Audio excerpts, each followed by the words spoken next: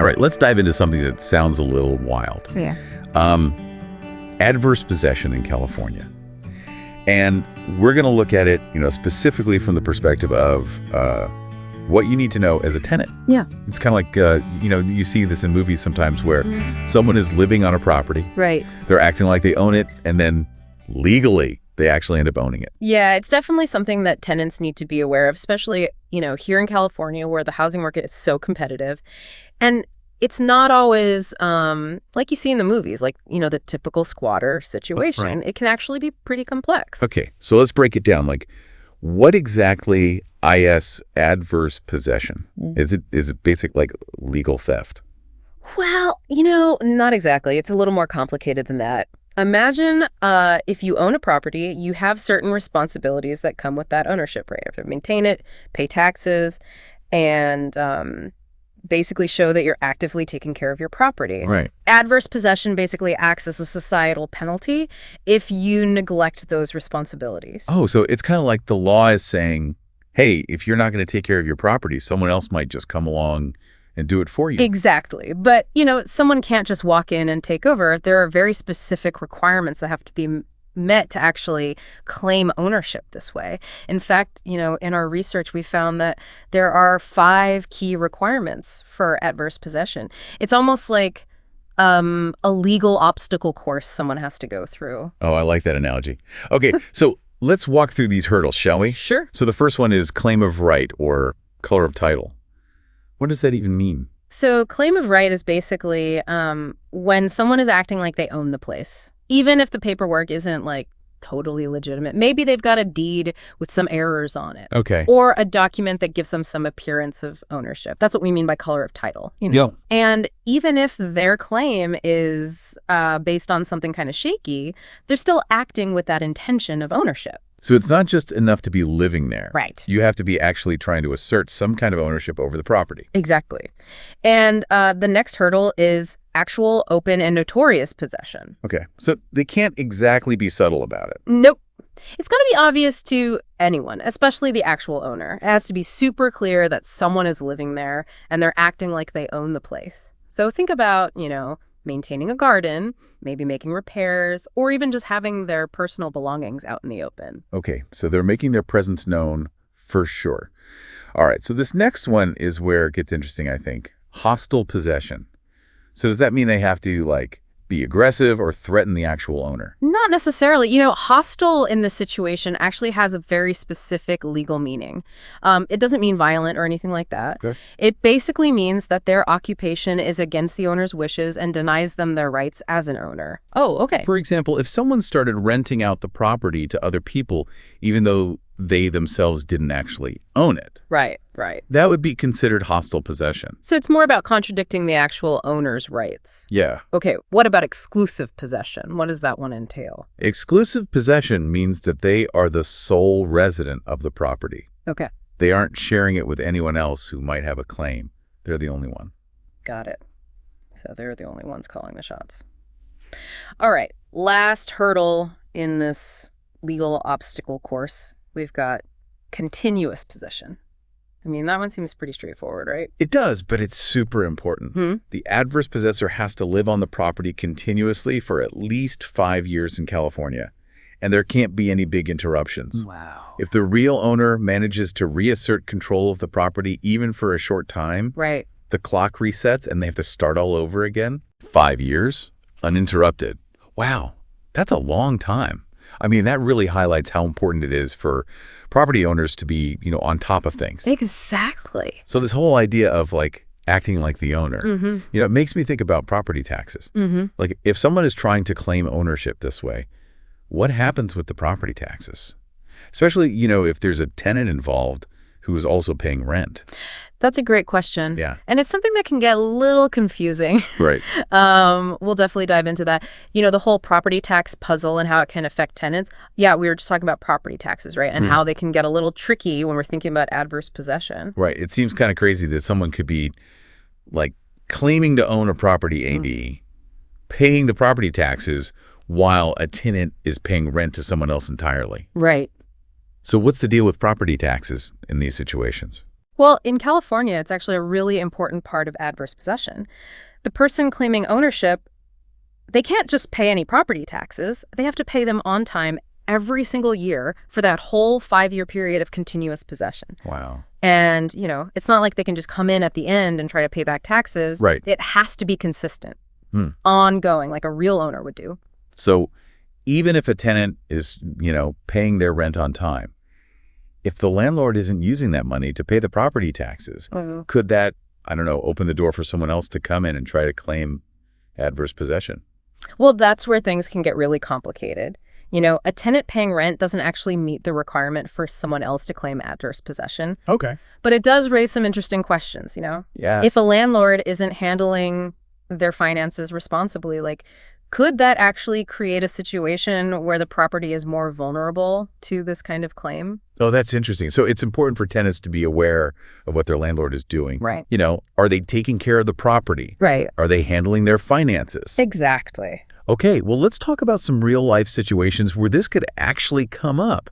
Yeah. How could adverse possession actually play out, especially for tenants? Okay, so let's say you have a tenant living in a big apartment building. Okay.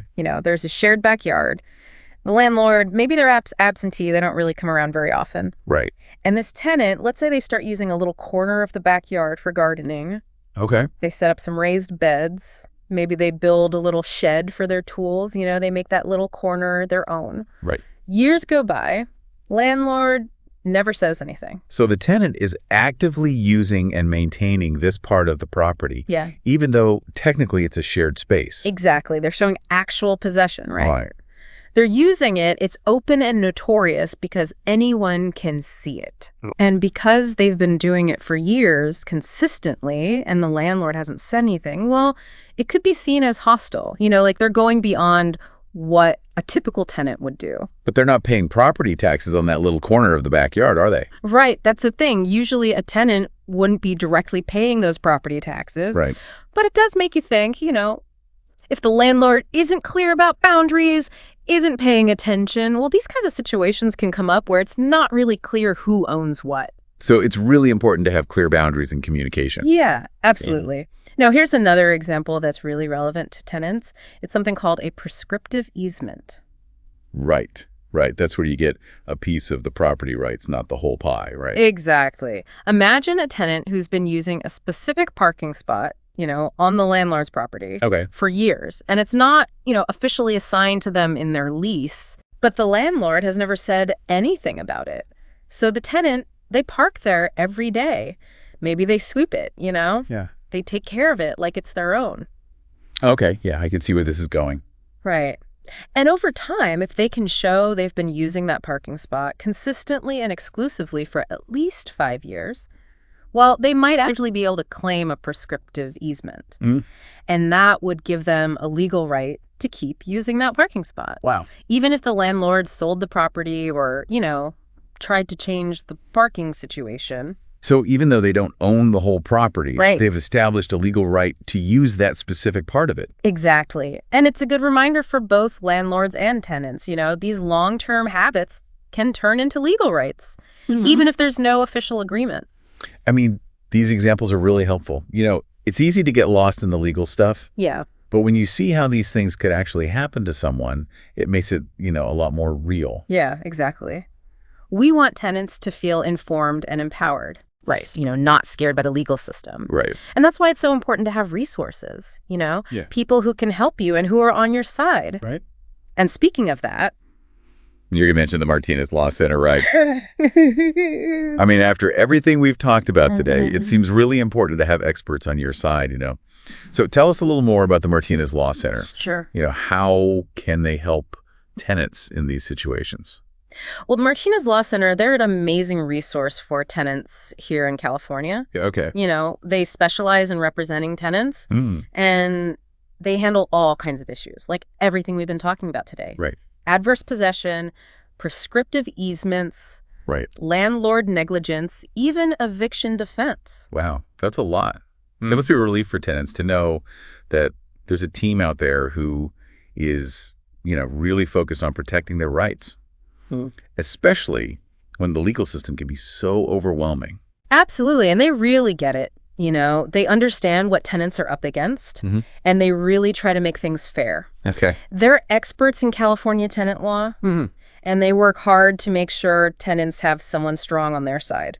So if someone needs help, if they're facing one of these legal challenges, how can they connect with the Martinez Law Center? Well, their website is a great place to start. It's martinezlawcenter.com. Okay. They have tons of information about tenant rights, and they offer free consultations so you can talk about your specific situation.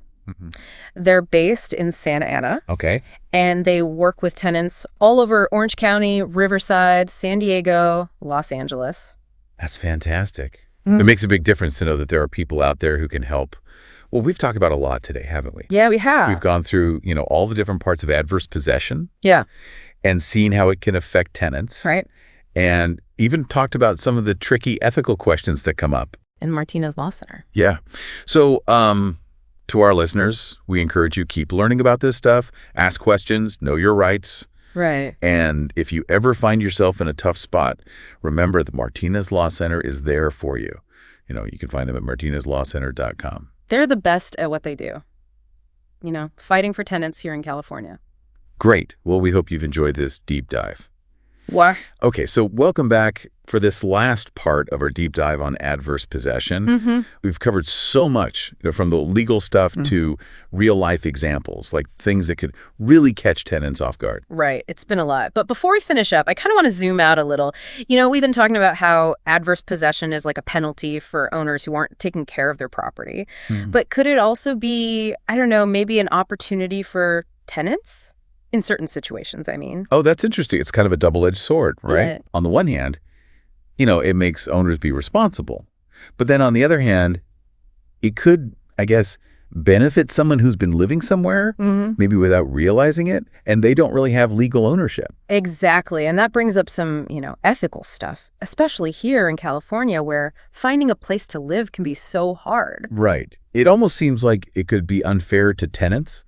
If they're already having trouble finding a decent place, like what if they end up in a situation where adverse possession is happening and they don't even know it?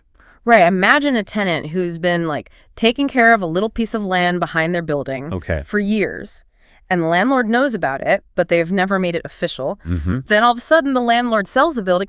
Could that tenant say, hey, wait a minute, I've been taking care of this spot. This is mine. It's crazy to think that just doing everyday things could accidentally build a legal case. Yeah. That's why having someone like the Martinez Law Center on your side is so important. They can help you figure out all this complicated stuff and, understand what your rights are. Exactly. And, their website, martinezlawcenter.com, is a great resource for tenants in California. Yeah. They do a really good job of explaining all these legal things in a way that's easy to understand. Right. And they have those free consultations, to help you figure out what to do. They really want to help tenants and make sure they have a fair chance. That peace of mind is so valuable. Well, I think we've reached the end of our deep dive here. We have. We've gone over adverse possession from every angle. We have. We've talked about, what it means for tenants and even the ethical questions that come up. And don't forget, we talked about how important it is to keep track of everything. Document things, talk to a lawyer early on, know your rights as a tenant. And, you don't have to figure this out all alone. The Martinez Law Center is there to help. Exactly. So to all our listeners out there, keep learning about this stuff, keep asking questions. And, if you're ever in a tough situation, remember, the Martinez Law Center is there for you. You can find them at martinezlawcenter.com. Yeah, they're the best, especially for tenants here in California. Awesome. Well, we hope you enjoyed this deep dive. We'll see you next time. Call now, 714-444-2971. Thank you.